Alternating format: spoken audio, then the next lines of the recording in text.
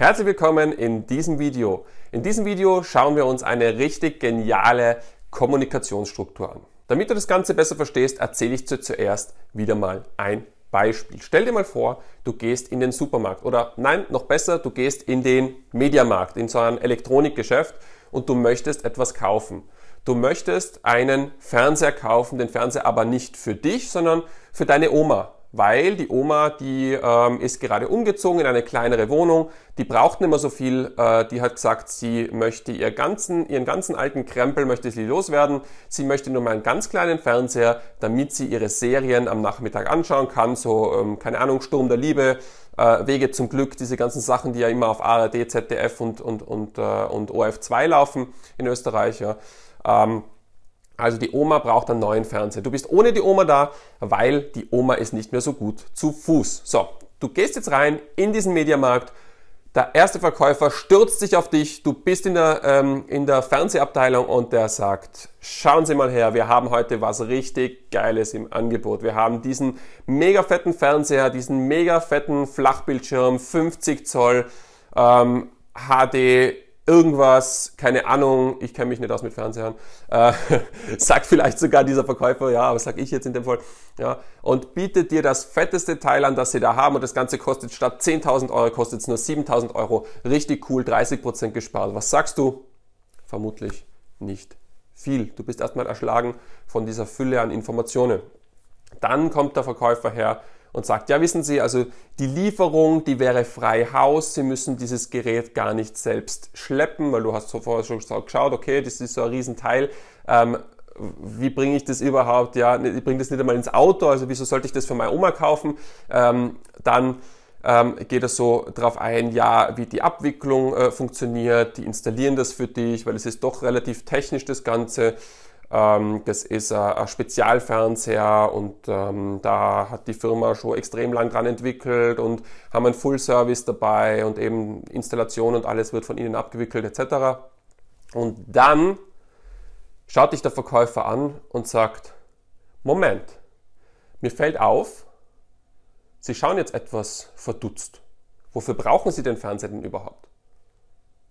Und dann fängst du an, weil jetzt hast du die Möglichkeit, jetzt kommst du zu Wort und sagst, naja, eigentlich ist der Fernseher für meine Oma. Meine Oma hat eine ganz kleine Wohnung. Und du merkst, wie dieser Verkäufer kleiner und kleiner und blasser wird. Und dann redest du weiter und ich brauche ein kleines Gerät, ein möglichst günstiges Gerät, ein Gerät, was nicht zu viel technischen Firlefanz hat, weil die Oma muss das leicht bedienen können. Der Verkäufer nickt, der Verkäufer schaut dich an, der Verkäufer stellt langsam fest, dass dieses 10.000 bzw. 7.000 Euro Gerät vielleicht doch nicht ganz das Richtige für dich ist oder für deine Oma. Und irgendwann einigt ihr euch auf ein 300 Euro kleines, aber zuverlässiges Teil, wo 5 Jahre oder 7 Jahre Garantie drauf sind, damit die Oma auch das notfalls noch umtauschen kann, wenn irgendwas sein sollte. Und freie Hauslieferung ist trotzdem dabei, weil die Oma ja nicht aus dem Haus kann und du berufstätig bist und nicht immer Zeit hast, ihr diesen Fernseher mitzunehmen oder zuzustellen. Okay. Und so arbeiten sich ganz, ganz viele oder sagen wir mal die meisten Verkäufer vom Was übers Wie ins Warum. Okay. Was ist jetzt das? Was ist jetzt diese Struktur? Das Was wäre der Fernseher, das Produkt. Dieses super tolle Ding. Das Wie wäre die Lieferbedingungen. Wie ist es hergestellt? Was gibt es für zum Beispiel Garantie drauf? Wie sind die ganzen Abläufe? Also das ist einfach so dieses Drumherum. Wie funktioniert das alles? Ja? Und dann das Warum. Und das ist jetzt der Knackpunkt.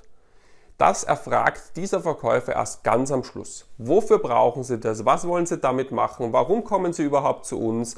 Wie schaut es aus? Brauchen Sie überhaupt einen Zustelldienst? Warum gehen Sie in die Fernsehabteilung? Ja, also überhaupt so diese ganzen Rahmenbedingungen.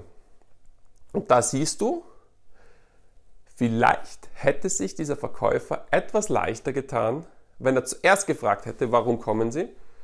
Dann erzählt hätte oder auf deine Probleme eingegangen wäre und gesagt hätte, gut, die Lieferbedingungen, vielleicht irgendwelche Preisnachlässe oder sowas, ja, also auf deine äußeren Umstände eingegangen mit dem Wie und dann, das war's, dann hätte er das Gerät platziert. Ja. Und ich habe dir jetzt in die Beschreibung zu diesem Video, habe ich dir einen Link gepackt von Simon Sinek. Simon Sinek ist eben der Begründer dieser Theorie oder der hat auch das bei ganz vielen Unternehmen analysiert. Und da siehst du nochmal ganz schön diesen Golden Circle, diese Struktur, ja, vom Warum ins Wie, ins Was zu kommunizieren und nicht umgekehrt. Ja. Und damit deckst du schon 90% aller Dinge ab, die du für einen erfolgreichen Verkauf brauchst. Hol den Kunden beim Warum ab, transportiere das Wie und zeige ihm dann das Was. So, wie das Ganze in der Praxis ausschaut, werden wir in den nächsten Lektionen lernen. Ich wünsche dir ganz viel Freude. Schau dir unbedingt das Video von Simon Sinek an. Geniales Video, genialer Typ. Ich wünsche dir ganz viel Spaß dabei und wir sehen uns in der nächsten Lektion. Dein Dominik.